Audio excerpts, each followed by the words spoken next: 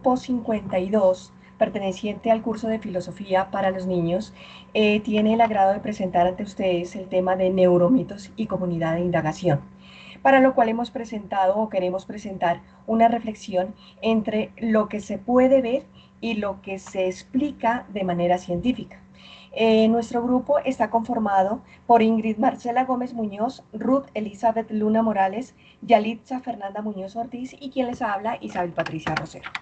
En este momento, y a partir de un plan de discusión que nos lleva a dirimir conscientemente aquellos neuromitos que rodean la educación integral de nuestras infancias, ha sido vital que nos adentremos de una manera importante sobre aquellas situaciones generalizadas que han intentado convertir los pensamientos de los estudiantes de una manera inválida para entender y analizar. Es por ello que nos permitimos considerar a partir de preguntas profundas, brindar unas consideraciones que nos dirijan a formalizar conceptos sobre lo que es y en sí la educación, cómo se la debe concebir, desde qué paradigmas debemos partir y cómo la podemos transformar. Y lo que es más importante, cómo podemos conducir a unas infancias hacia caminos en donde ellos brillen por sus reflexiones individuales y sean los verdaderos protagonistas de unas comunidades con criterios propios, críticos y creativos. Para tal fin, le doy el paso a la siguiente compañera. Objetivo. Objetivo general. Realizar una discusión fundamentada sobre el peligro de los neuromitos en la educación actual con los niños, para evitar poner en peligro el ejercicio de las prácticas educativas y así promover estrategias pedagógicas que fortalezcan el quehacer educativo desde una visión científica. Objetivos específicos.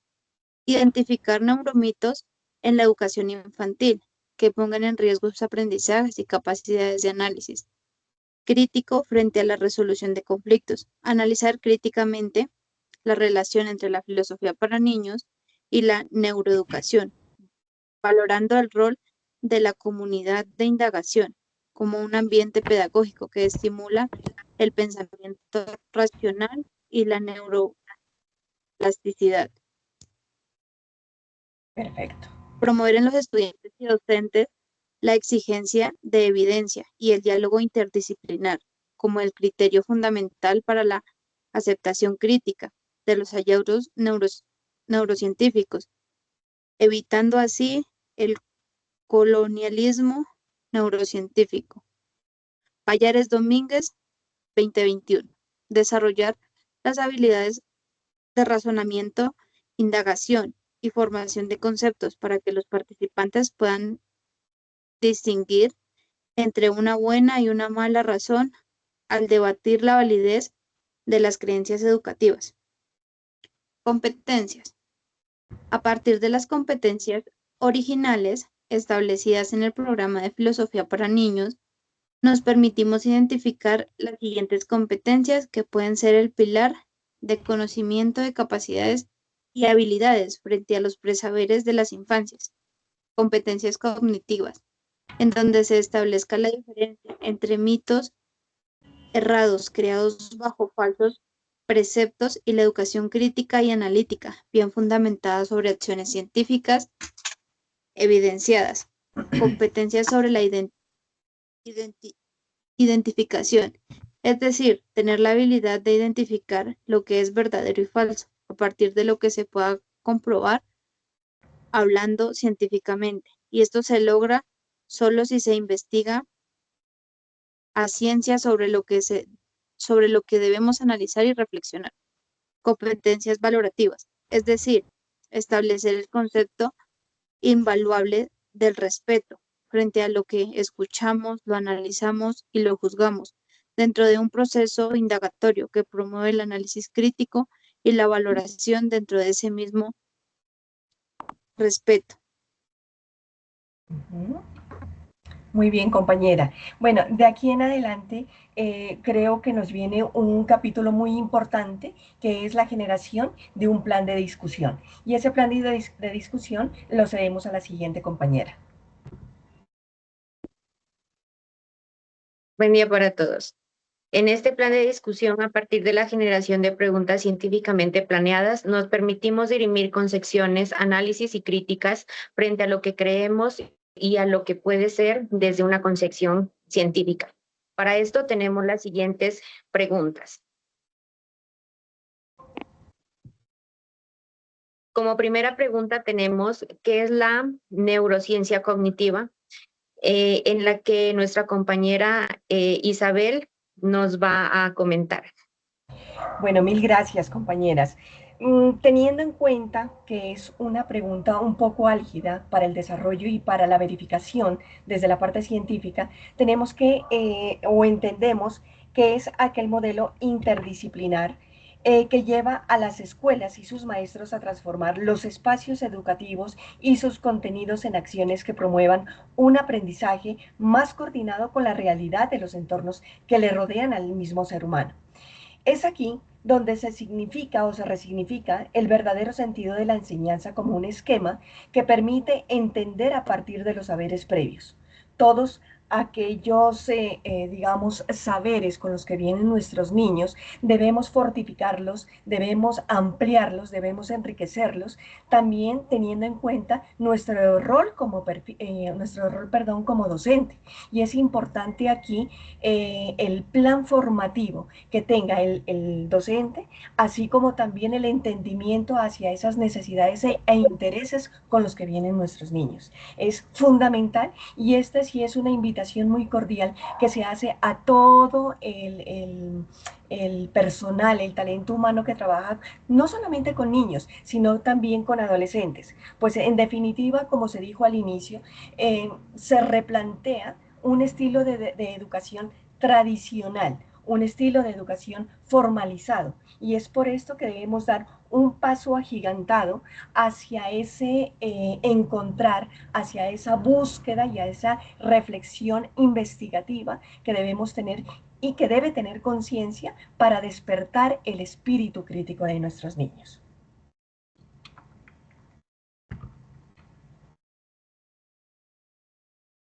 Para Muy este bien, punto, compañera. perdón, compañeras, para este punto, y digamos, teniendo en cuenta esta neurociencia cognitiva, a mí sí me gustaría como dar a conocer o quién nos podría colaborar implicando o teniendo en cuenta las implicaciones que tienen los hallazgos de las neurociencias cognitivas en la educación. Muy bien, compañera. Pues los hallazgos de las neurociencias cognitivas han tenido un impacto profundo en la educación, porque nos permiten comprender cómo aprende el cerebro y cómo estos factores como la emoción, la atención y la memoria influyen en los procesos educativos de nuestros niños y niñas. Es así como la plasticidad cerebral y el aprendizaje inclusivo, el cerebro reorganiza y genera nuevas conexiones a lo largo de toda la vida. Además, la emoción como motor del aprendizaje, se ha comprobado que las emociones influyen directamente en la memoria y la toma de decisiones. Un clima emocional positivo favorece la consolidación de aprendizaje, eh, mientras que el estrés, la ansiedad, la tristeza lo declive. Es más, la neurociencia cognitiva invita a un diálogo entre pedagogía, psicología y medicina, lo que abre caminos para protocolos educativos más integrales, especialmente en aulas hospitalarias. Entendido, entendido. Pero si bien es cierto, si estamos hablando de neurociencia y sus implicaciones, ¿cómo se puede transformar la práctica educativa en relación a a la neuroeducación? Eh, Dando continuidad, la práctica educativa debe transformar en su proceso de adopción de hallazgos neurocientíficos, pasando de una simple aplicación técnica a una validación ética y pedagógica crítica, para preservar así la autonomía de la educación y garantizar la integridad de la enseñanza. Entonces, debemos como puntos primeros evitar el colonialismo neurocientífico. Es crucial entonces evitar que la neurociencia se convierta en el único juez de la validez educativa, como lo decía Pallares en su artículo. La validez debe estar siempre supervisada a la coherencia pedagógica y a la ética. Por otro lado, debemos empezar con la erradicación de los neuromitos, porque la persistencia de neuromitos no solo es un error científico, sino un problema también ético y pedagógico, que desvía recursos y tiempo hacia metodologías que no tienen en sí impacto real.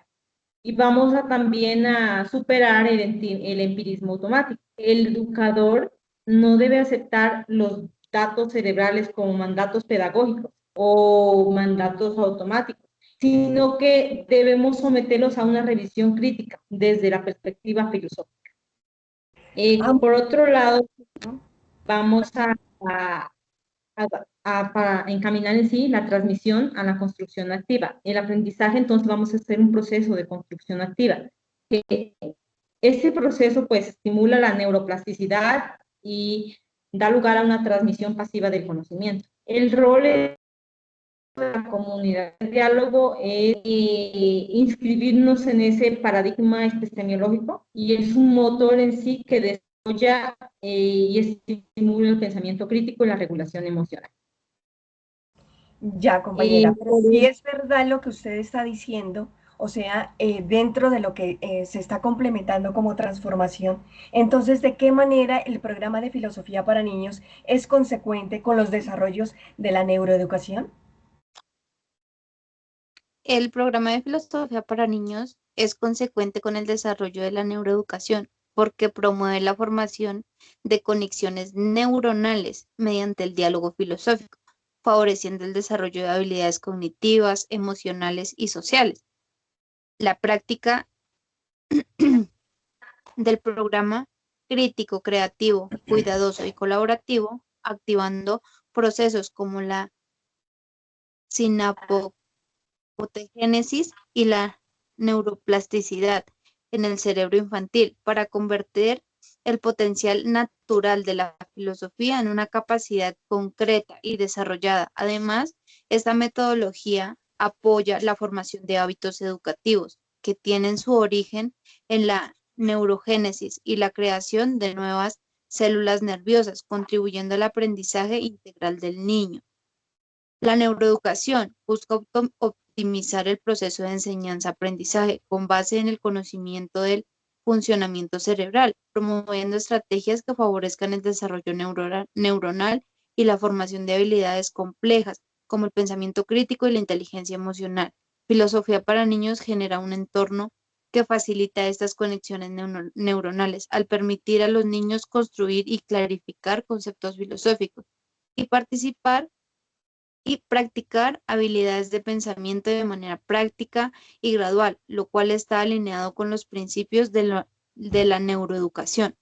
Al estimular el pensamiento crítico, la reflexión, el análisis y la expresión argumentativa, la filosofía para niños impulsa el desarrollo cognitivo de los niños.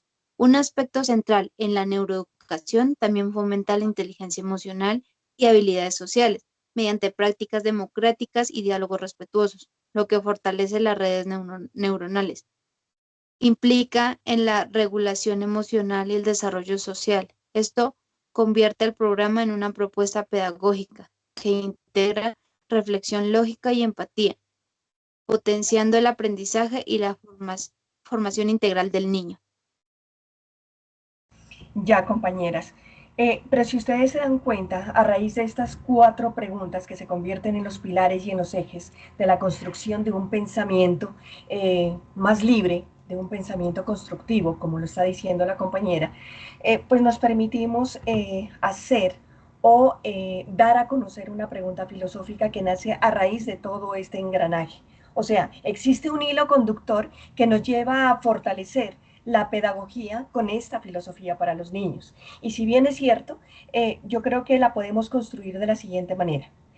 ¿Por qué preferimos creer en mitos antes que en conceptos fundamentados científicamente?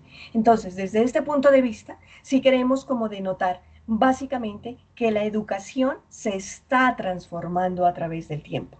Y esto nos da potestad a los nuevos maestros en formación, teniendo obviamente una conciencia y una legalidad en todos estos procesos de que debemos acabar con los mitos. Y los mitos hacen parte de una educación tradicional.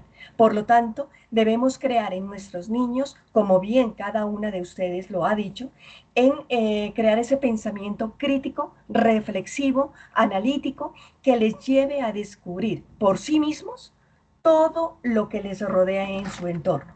Pero ese descubrimiento debe ser también con una participación y con un goce y disfrute propio que obviamente cada uno de los niños lo tiene. Entonces, en ese orden de ideas, podemos seguir de manera muy ejecutiva a dar los resultados de aprendizaje y la matriz de evaluación de la filosofía para niños como un ejemplo básico. Entonces, le doy paso a nuestra compañera. Los resultados de aprendizaje, vamos a destacar la de habilidad y qué resultados hemos esperado o vamos a esperar en la comunidad de integración. Entonces, las habilidades,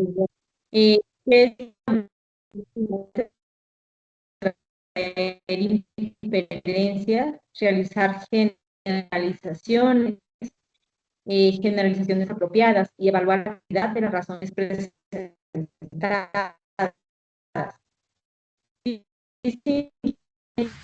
La evidencia científica de las afirmaciones infundadas o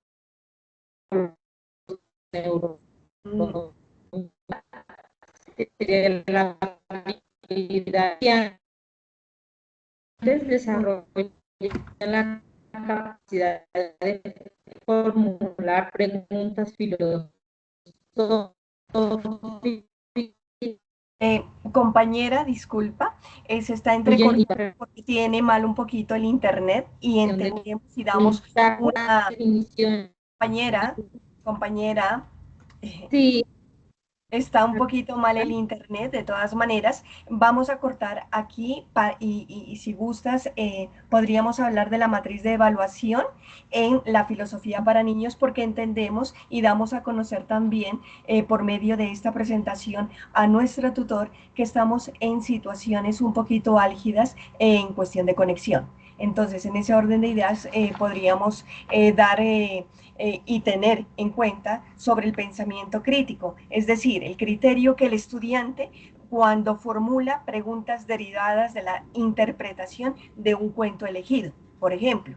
Y ese es muy buena apreciación porque es aquí donde el niño, la niña o el estudiante en general puede identificar supuestos subyacentes asociados a la concepción de lo que puede ser una amistad, por ejemplo. Entonces, esta matriz de evaluación hace referencia y hace un análisis crítico sobre estos posibles ejemplos que se presentan, que se dan a conocer y que se reevalúan y resignifican a través de el cuidado intensivo que se le puede dar desde el rol de docente para entender el desempeño, la formulación, la identificación, la demostración y la distinción intencional de todas aquellas ambigüedades. Entonces, no sé, le doy la palabra a la compañera como para concluir el tema.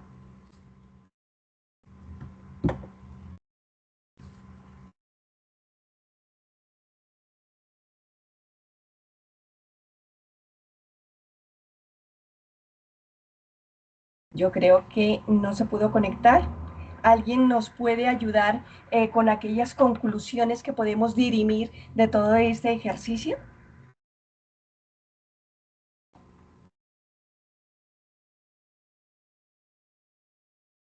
Sí, claro, compañeros.